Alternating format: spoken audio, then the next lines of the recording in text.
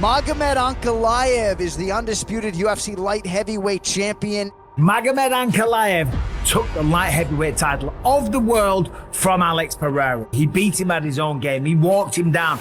This was the biggest threat to the title of Poatan Pereira, and it's not who is the better fighter, it's who is the better fighter that night, and Ankalaev fought one hell of a fight. There's a new order atop the UFC's light heavyweight division. At UFC 313 back in March, Magomed Ankalaev halted the runaway train that was Alex Pereira, ripping the belt away from one of the UFC's most beloved champions and putting a stop to Poatan's legendary run. We knew a rematch was coming, and now just months removed from that seismic shift, the two collide again. Ankalaev has been on fire. When it comes to Pereira, though, I am instantly inclined to defend and defend strongly. Like, there is a question I would have, which is, did you all forget? Pereira, hungry to reclaim his crown. Ankalaev, determined to cement his reign. It's redemption versus validation, a rematch that will shape not only the future of the division, but the legacies of both men. In the co-main event, bantamweight king Merab Dvalishvili looks to strengthen his case as the division's GOAT as he squares off with the versatile striker Cory Sandhagen in a matchup that pits relentless pace and suffocating pressure against surgical precision and creativity. This just might be the toughest test of Merab Dvalishvili's career. If Merab gets through Cory Sandhagen, he will be the bantamweight GOAT. Also, Jiri Prochazka, the embodiment of unpredictable violence, returns to face Khalil Rountree Jr., a wrecking machine fueled by brutal power. It's unorthodox fury versus raw destruction, two men wired for chaos, colliding in a bid to fight the main event winner. Top to bottom, this card delivers on star power, divisional consequences, and the kind of drama only this sport can provide. Let's take an inside look into UFC 320.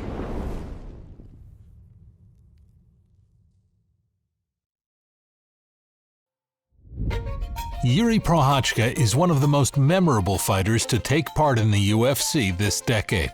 But for as much as his wild and unpredictable style has earned him success and gotten him into trouble in equal measure, there's some real method to how he performs. He's only competed in the UFC 7 times, and even though he seems stubbornly dedicated to his own unique fighting philosophy, we've definitely seen evolution. His last fight against Jamahal Hill showed an increased defensive awareness, and he shares the same last opponent as his UFC 320 rival, Khalil Rountree. Rountree's last fight against Jamahal Hill was a great way for him to recenter himself after that brutal loss to Alex Pereira.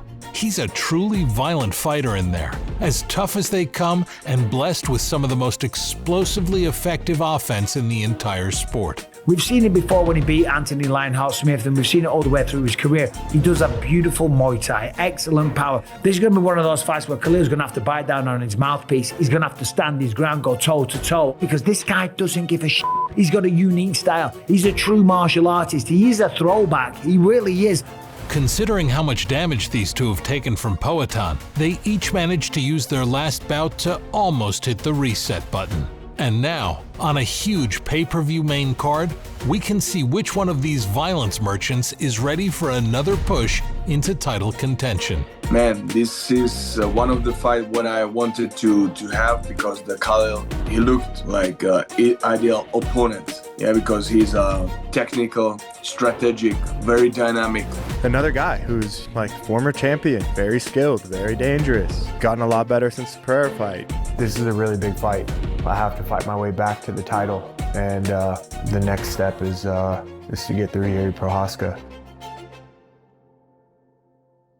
The challenger to Merab Dvalishvili's throne in the co-main event, Cory Sandhagen, is one of the most cerebral fighters in the sport. And perhaps he's even a little too technical at times. But ever since he lost to Aljamain Sterling by rapid rear naked choke in the first round, Cory has been competitive with everyone. He's prioritized becoming as well-rounded as possible, and if you listen to him speak, it's obvious that he's a martial artist at his core. making sure to prioritize every aspect of fighting in order to build himself into the best Cory Sandhagen he can be. My idea has always been to be the best well-rounded guy in the sport, and I think that it's definitely going to pay off with me facing Merab. I just have to out-MMA him everywhere and not be scared to wrestle with him or get tired. But at 33, it's getting to that now or never stage of his career. And if he can't deal with Merab doing what Merab does best, he's going to be in trouble. We've watched Merab construct his game from the ground up. And now, in his fights with Sean O'Malley and Umar Nurmagomedov in particular, he's fighting in a way that's totally his own, a truly unique approach to the game. He's a force of nature out there, an abrasive fighter who never gets tired. And if he can't get you down on the first takedown attempt, he'll try another 15, 20, or even 30 times until you eventually break. That guy is insane. No one can match his pace. He melts the greatest of the greats. And he just keeps getting better with his technique. He gets better with everything. That drive is not just for his cardio, that drive is for his whole skill set. The guy's a freak. Cory doesn't just need to be good defensively. He'll need to make Merab respect his danger levels in a way that Jose Aldo, Petr Yan, O'Malley, and many more couldn't. That's a very tough task, especially when you consider that Sandhagen is not known for his power unless it comes in the form of explosive kicks or knees. Most people will agree that knocking out Merab with one shot is the most likely way someone's gonna beat him. But that is easier said than done. Knocking him out is hard because he moves backwards a lot. Obviously, wrestling him is going to be difficult, so I kind of plan on just, like masterclassing Merab. You guys saw in the Umar fight that, if I get taken down, I will get up immediately if I want to, and that's just a pain in the ass to fight. And then not to mention that Merab makes a lot of mistakes with his hands. But yeah, I'm excited to face the challenge. He's new challenger. He's very hungry to beat the champion, and he wants to take my belt, We know the style makes fight, and it's gonna be hard style for me because he moves a lot. Also, if you take him down, he attacks legs, I have to be smart, and in the paper, I should win, but me, I wanna just be best version of myself.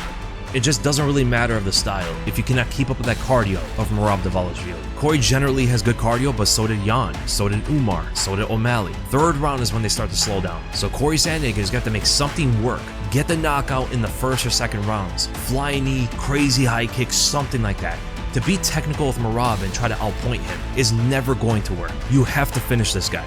It's a tough time to fight someone like Merab. Cory's going to have to do everything perfectly, but I do like the fact that he faced someone like Umar Nurmagomedov in his last fight. He's high-level wrestling, knows how to scramble out of a lot of those positions. He's just going to have to be pretty damn perfect against Merab. Not to take anything away from Magomed Ankalaev and his skills, but the narrative coming into this main event rematch is that perhaps Alex Pereira is telling the truth, and he actually did come into their first bout with injuries that affected his performance. If Ankalaev goes in there and does what he does best, then okay, we can conclusively close the book on that theory. But if Poatan finds a way to recreate the form that saw him turn into a superstar in 2024, he can get all of that hype and momentum back. Their last fight really did take the momentum out of Pereira's sails, causing many people to doubt whether his electric striking could really be all that electric if he was in danger of the takedown. But the light heavyweight champion of the world is no one-trick pony.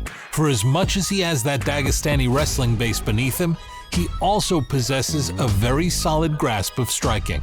Sure, he's not the kickboxer that Alex is, but if we learned anything last time around, it's that the mere presence of a takedown threat can level the playing field. And even though he didn't get the takedown, the threat of the takedown, we always say it, that was as good as getting the takedown because it opened up the strikes for him and it stopped Pereira from being overly aggressive and didn't want to go forward too much. Ankalaev was controlling the distance, was putting the pressure on him, and we saw Poatan fight in what up till now is an uncharacteristic position. Magomed Ankalaev had a slow rise to the title picture, and for many people, he still hasn't quite gotten that breakout win that really makes us take him seriously as a pound-for-pound elite and a star within the division. If we learned anything from Merab's rematch with Sean O'Malley or DDP's against Sean Strickland, it's that doubling down with an even stronger performance, especially if you find a finish, can make a fighter's evolution painfully clear. Ну, я думаю, реванш пойдет намного легче, чем первый бой. Я думаю, мы подтвердим то же самое, что со мной не стоит выходить на реванш. Я буду делать все, чтобы доминировать. Я думаю, у нас не будет проблем нигде. Tô bem motivado. Eu, perdi, igual já falei algumas vezes, né? Perdi ali meu cinturão. Eu até esqueço que eu perdi esse cinturão. Eu me vejo assim como campeão ainda. Já enfrentei oponentes mais duros que ele. É a situação ali que se torna pouco mais duro, mas não ele diretamente. Vou estar com esse cinturão aí, chama. A lot of pressure on Alex Pereira coming into this one. He's got to come out, he's got to be aggressive, he's got to go forward. If he's going to get that belt back and get some pride back, he's got to win this fight. Because if he doesn't, this might be the last time we see him fight in the UFC. But if he beats Magomed Ankalaev, then of course, forget about all those conversations. He's going to be staying in the UFC. And he'll probably fancy his chances against Tom Aspinall at some point down the line. But we're going to see a different version of Pereira this time. I want to see the Alex Pereira of old, the guy that would come forward, chop you at the leg. I mean, he's a guy that would always come forward and find the devastating power punches. He didn't do that in the first matchup against Magomed Ankalaev. It was Magomed Ankalaev who outstruck him. We kept talking about Ankalaev. He's the guy that has that freestyle wrestling background to take down Pereira. He didn't even have to use it. He outstruck Pereira. Pereira was on his heels the entire time. He has to come forward. He has to get respect in this matchup. He needs to learn from that fight. I think this is a really smart fighter that I think will come back better in this one here against Ankalaev. He got that jab going way too late. He needs to be more aggressive. He needs to throw more volume. I think he absolutely deserves to go back out there and get a shot at that belt. For Ankalaev, I think it's just another great opportunity to go and make a big payday too. I mean, you get to fight somebody like Pereira, people are tuning in to watch that fight. Alex Pereira is 38 years old, and as we all know, Father Time is undefeated. Still, few athletes in MMA carry the kind of momentum and ambition that Poatan does, with his sights openly set on making history across 3 divisions. A win here could reignite that path and put him right back in the mix for heavyweight aspirations down the line.